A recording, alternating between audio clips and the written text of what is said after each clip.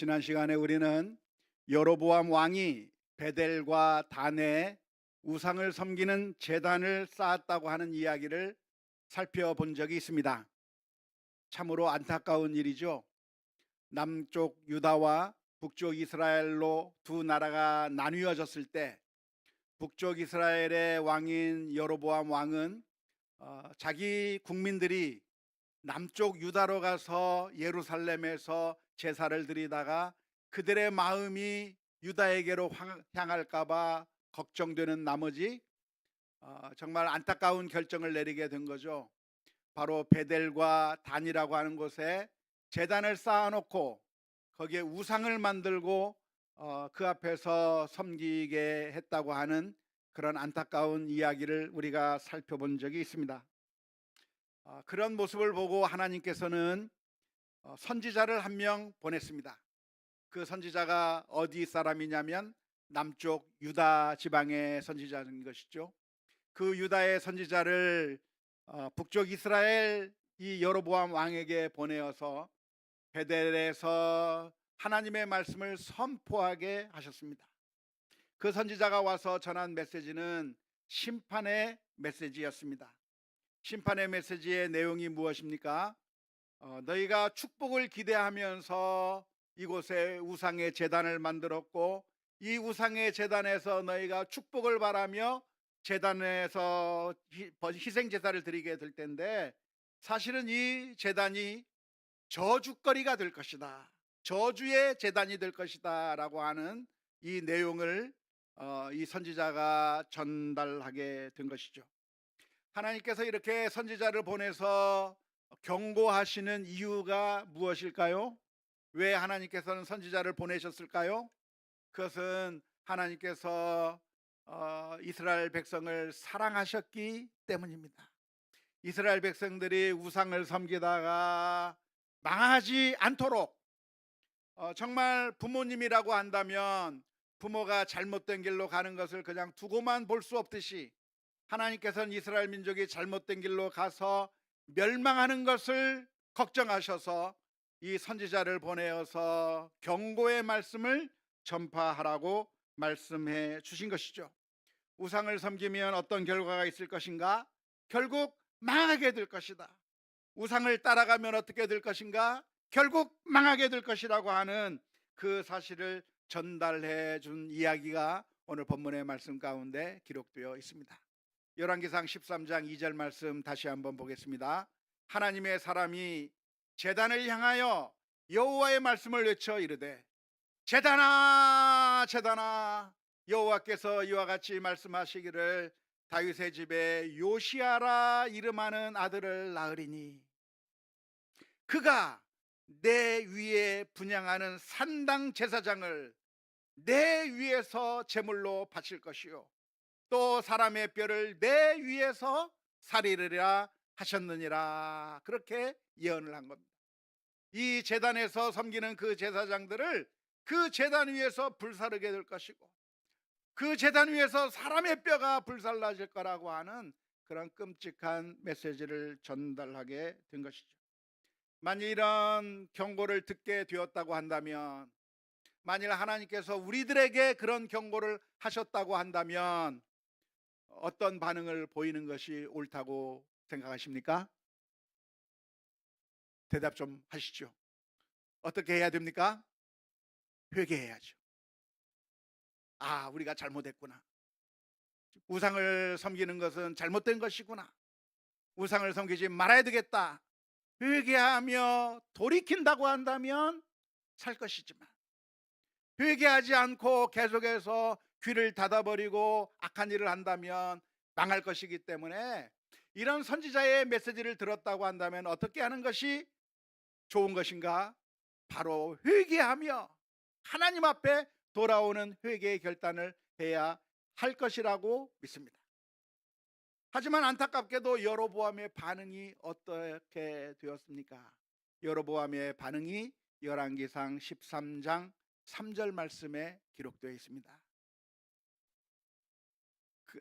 그날에 그가 징조를 들어 이르되 여호와께서 말씀하신 징조라 제단이 갈라지며 그 위에 있는 재가 쏟아지리라 하매, 그 다음 4절, 여로보암이 왕이 하나님의 사람이 베델에 있는 제단을 향하여 외쳐 말함을 들을 때 제단에서 손을 펴며 그를 잡으라 하더라. 그를 향하여 편손이 말라 다시 거두지 못하며. 여로보암 왕은 어떻게 했는가? 그 경고의 말씀, 심판의 메시지를 전하고 있는 메신저를 죽여버려라, 메신저를 잡아버리라고 하면서 손을 내밀어서 분노하게 된 것이죠. 이러한 여로보암의 선택이 현명한 선택이라고 할 수 있을까요? 현명한 선택이 아닌 것이죠. 닭의 모가지를 비튼다고 해서 아침이 안 옵니까? 신문을 없앤다고 악한 일이 없어집니까? 재앙을 경고하는 그 경고자를 죽인다고 해서 재앙이 오지 않습니까? 우리가 운전을 하고 가고 있는데 운전하는 그 차에 대한 계기판에서 경고등이 반짝반짝 켜집니다. 오일을 갈아야 되는데 안 갈았으니까 빨리 가세요 하면서 오일 경고등이 반짝반짝 핍니다. 그러면 그 오일 경고등을 꺼버리면 되는 거죠? 아니에요. 오일을 갈아야 되는 거예요. 그때는. 지금 여로보암이 한 일이 무엇인가? 듣기 싫으니까 없애버려라, 말하는 사람을 입을 닫아버려라, 언론을 제갈매겨버려라 하는 그런 행동을 하고 있는 것이죠. 그런데 그 결과 어떤 일들이 일어나게 되었습니까? 5절 말씀에 보니까 이렇게 기록하고 있습니다. 하나님의 사람이 여호와의 말씀으로 보인 징조대로 제단이 갈라지며 재가 제단에서 쏟아진지라. 이 하나님의 사람 선지자의 예언이 헛된 말이 아니라 하나님의 심판이라고 하는 사실을 분명하게 보여주기 위해서 제단 그 예언의 메시지뿐만이 아니라 제단이 갈라지고 재가 쏟아지는 그 모습을 보여줌으로 말미암아 이 예언이, 이 말씀이 하나님의 말씀이라고 하는 것을 생생하게 보여줬으니까, 그렇다고 한다면 이제는 어떤 반응을 보여야 됩니까? 여로보암의 손이 말라 비틀어져서 손을 쓸 수가 없게 되고 제단이 갈라졌어요. 이런 상황까지 맞이하게 된다고 한다면 어떻게 해야 됩니까? 지금이라도 회개해야죠. 지금이라도 회개해야 돼요. 그런데 여로보암의 반응이 무엇이었는가? 사무엘 열왕기상 13장 6절의 말씀에 이렇게 기록합니다. 왕이 하나님의 사람에게 말하여 이르되 청하건대 너는 나를 위하여 내 하나님 여호와께 은혜를 구하여 내 손이 다시 성하게 기도하라. 하나님의 사람이 여호와께 은혜를 구하니 왕의 손이 다시 성하도록 전과 같이 되니라 라고 기록하고 있습니다. 여로보암 왕이 진정으로 회개한 것일까요? 회개한 것이 아닐까요? 회개한 것이 아닌 것처럼 보입니다. 지금 여로보암의 관심사는 무엇입니까? 지금 내 손이 굳어져서 걷어들일 수 없는, 손을 못 쓰게 된 이 상황 가운데서 이 문제를 해결해 달라는, 이 문제를 해결해 달라, 내 손 좀 어떻게 좀 해보라고 이야기를 하는 거예요. 지금 당장 눈앞에 보이는 문제를 해결해 달라고 한 것이죠. 하지만 문제가 무엇입니까? 손이 문제가 아니라 앞으로 다가올 하나님의 심판이 더 큰 문제인데 그 심판의 문제에 대해서는 생각하지 않은 것이죠. 저는 이 여로보암의 이야기를 읽으면서 이 여로보암이 꼭 누구를 닮았는가? 사울왕을 닮았다는 생각을 하게 되었습니다. 사울왕의 모습이 어쩌면 이런 여로보암의 모습과 아주 비슷했습니다. 사울왕이 하나님 앞에 성급한 제사를 드리고 사무엘이 나타나서 그 사울왕을 향해서 책망하게 되었을 때 사울왕은 그때 사무엘 선지자에게 무슨 이야기를 하냐면 사무엘상 15장 30절 말씀에 이렇게 이야기를 합니다. 사울이 이르되 내가 범죄하였을지라도 이제 청하옵나니 내 백성의 장로들 앞과 이스라엘 앞에서 나를 높이사 나와 함께 돌아가서 내가 당신의 하나님 여호와께 경배하게 하소서라고 간청하는 거예요. 사무엘의 책망을 들은 사울 왕이 사무엘에게 간청하는 것이 무엇이냐면, 사무엘 선지자님, 저하고 같이 가셔서 선지자가 나와 함께 있다고 하는 것을 백성들이 좀 보게 해주세요. 그래서 내가 정상적으로 하나님의 인정하에서 내가 왕의 직분을 수행하고 있다고 하는 것을 백성들이 보고, 백성들이 여전히 나를 왕으로 받아 모실 수 있도록 그 지위를 놓치지 않게 해달라고 그렇게 간청하는 모습이 나오는 것이죠. 사울왕의 관심이 무엇이냐면, 내가 어떻게 하면 하나님과 가까이 갈 수 있는가가 관심이 아니라, 내 왕좌가 흔들리고 내가 왕위에서 떨어져 나가고 백성들이 나를 배반할까, 그 왕좌에 대한 집착이 사울왕의 마음 가운데 있었다고 하는 것이 안타까운 것이죠. 근데 지금 여로보암도 역시 마찬가지입니다. 하나님께서 여로보암의 죄악을 지적하시면서 하나님 앞에 돌아오라고 경고하고 있는데, 여로보암의 관심사는 하나님 앞에 정말 어떻게 하면 돌아갈 것인가, 하나님과의 관계가 어떻게 회복될 것인가를 신경 쓴 것이 아니라, 지금 당장 눈앞에 보이는 내 손 망가진 거, 이것 고쳐달라, 그 문제에만 신경을 쓰고 있는 거예요. 이게 엄청난 큰 차이라고 할 수 있는데요, 다윗은 어떤 모습을 보였는가? 다윗 왕의 반응은 달랐습니다. 다윗은 밧세바와의 관계를 통해서 범죄하게 되었을 때, 선지자가 와서 이 다윗 왕에게 심판의 메시지를 전하는 것이죠. 내가 왜 이런 죄를 저질렀는가, 심판을 메시지를 전하게 되었을 때, 이 다윗 왕은 하나님 앞에 엎드렸습니다. 그리고 하나님 앞에 회개했습니다. 그리고 이 다윗이 울부짖었던 내용이 시편 51편 가운데 있는데, 10절에서 12절 말씀에 보면 이렇게 고백하고 있습니다. 하나님이여, 내 속에 정한 마음을 창조하시고 내 안에 정직한 영을 새롭게 하소서.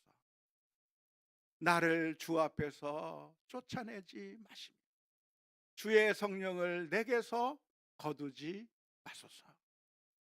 주의 구원의 즐거움을 내게 회복시켜 주시고 자원하는 심령을 주사 나를 붙드소서.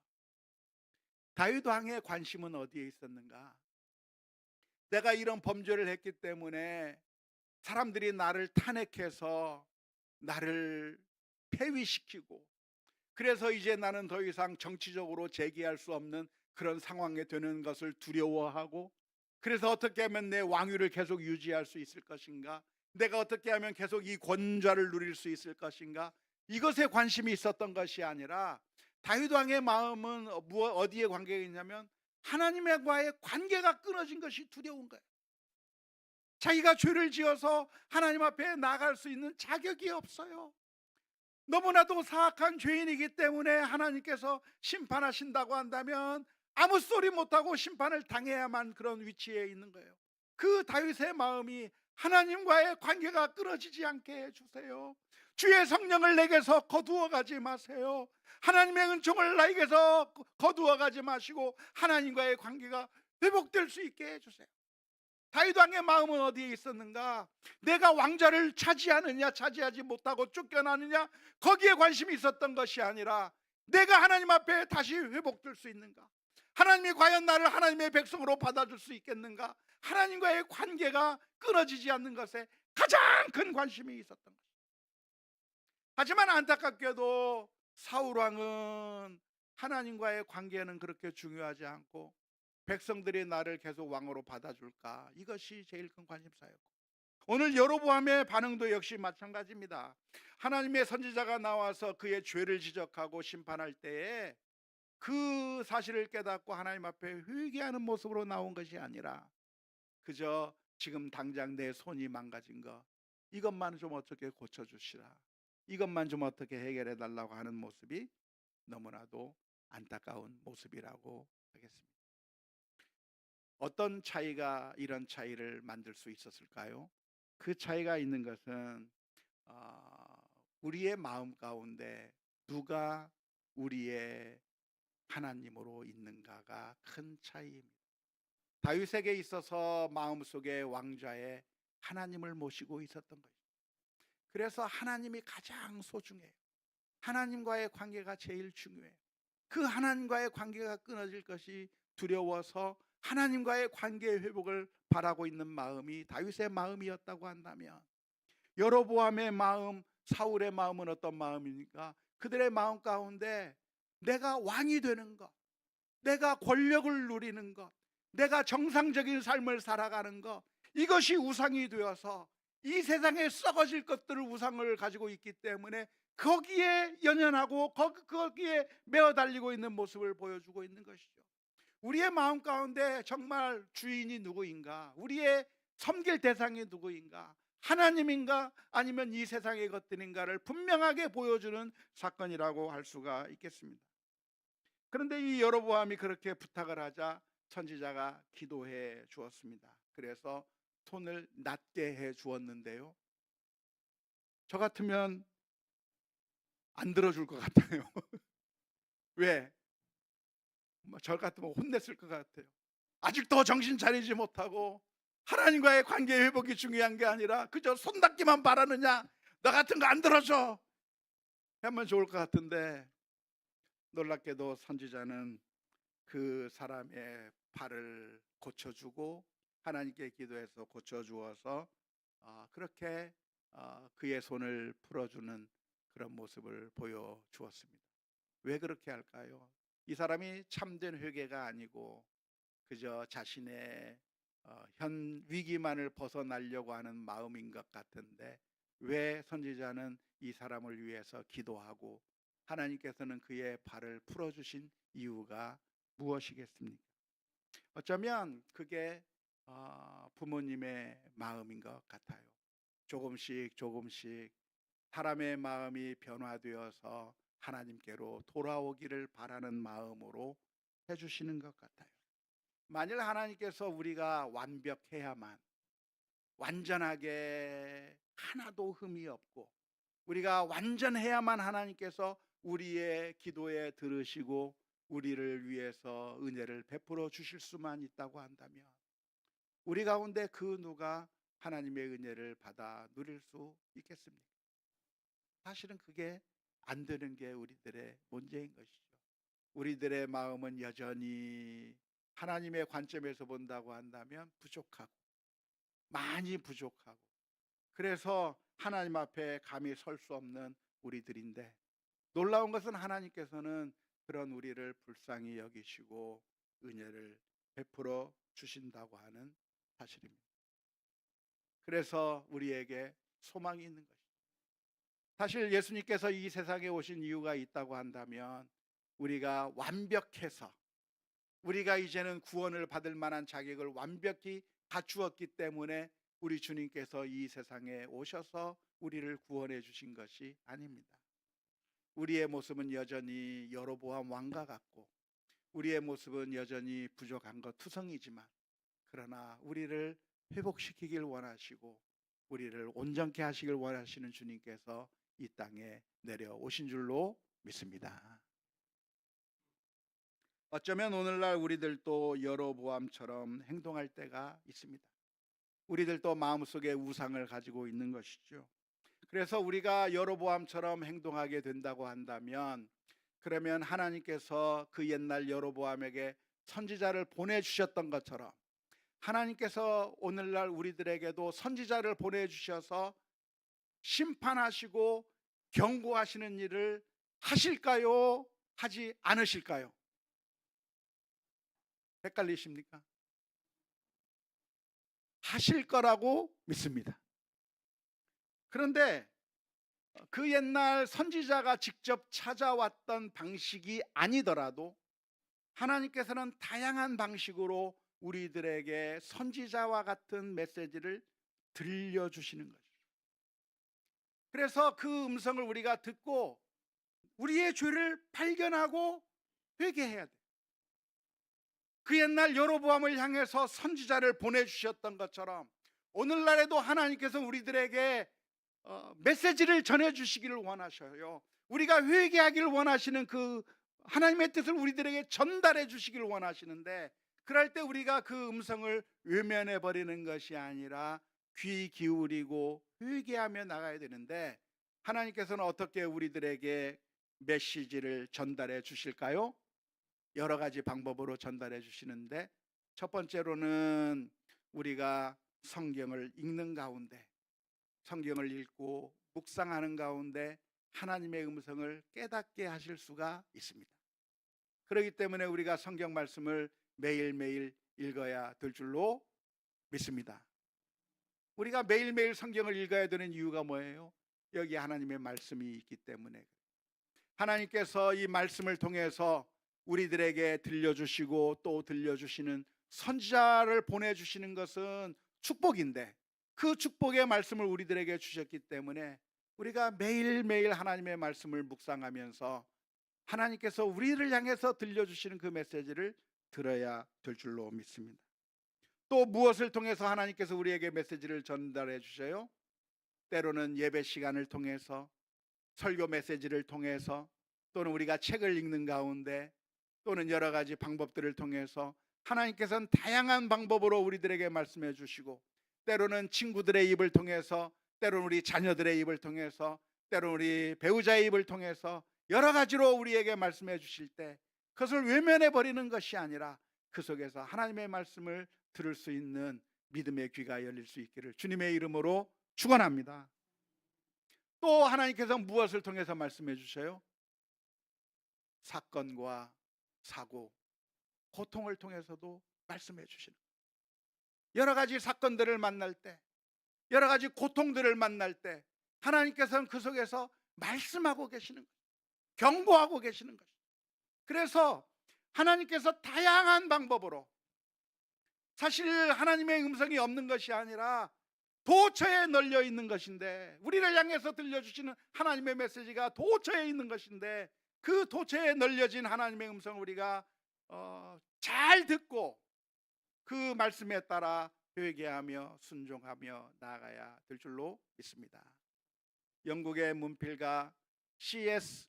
루이스라고 하는 사람이 고통의 문제라고 하는 책에서 무슨 말을 했냐면 이런 말을 한 적이 있습니다. 하나님은 우리의 쾌락 속에서 우리들에게 속삭이고 계시고, 우리의 양심 속에서 말씀하고 계시는데, 우리의 고통 속에서는 소리치고 계십니다. 하나님이 우리에게 들려주시는 그 메시지의 방식이 다양한 방식이 있는데, 우리가 쾌락을 즐기고 있는 동안에도 하나님께서 침묵하고 계시는 것이 아니라 쾌락을 즐기고 있는 우리를 향해서 우리에게 속삭이고 계시는 그 음성을 들을 수 있어야 되는 것이고, 때로는 우리의 양심을 통해서 하나님께서는 말씀해 주고 계시는데 그 양심에서 나오는 그 메시지를 우리가 들어야 되는 것이고, 근데 하나님의 음성이 더 크게 들리는 곳은 언제인가? 고통 속에서는 하나님이 소리치고 있다 라고 C.S. 루이스가 이야기하고 있는데, 이뿐만 아니라 하나님은 다양한 방법으로 우리에게 그 옛날 선지자를 여로보암에게 보내셨던 것처럼 우리에게 보내주신다고 하는 사실을 기억하며 하나님의 메시지를 분별해 나가는 우리 모두가 되어야 될 줄로 믿습니다. 그럴 때 하나님의 음성을 들었을 때 우리는 어떻게 반응해야 하는가? 마치 아무 소리도 안 들리는 것처럼 먼 산만 멀뚱멀뚱 쳐다보고 있으면 안 되는 거예요. 하나님께서 우리들에게 말씀해 주실 때 외면해버리고 귀 닫아버릴 게 아니고, 여로보암이나 사울처럼 지금 당장 문제만을 해결해 달라고 할 게 아니라, 우리의 반응은 다윗처럼 하나님과의 관계의 회복을 소망하며 하나님과의 관계가 회복될 수 있게 주옵소서. 회개하는 가운데 하나님의 은총을 누리는 우리 모두가 되어야 될 줄로 믿습니다. 우리 주님께서는 우리와의 관계의 회복을 위해서 이 세상에 오셨습니다.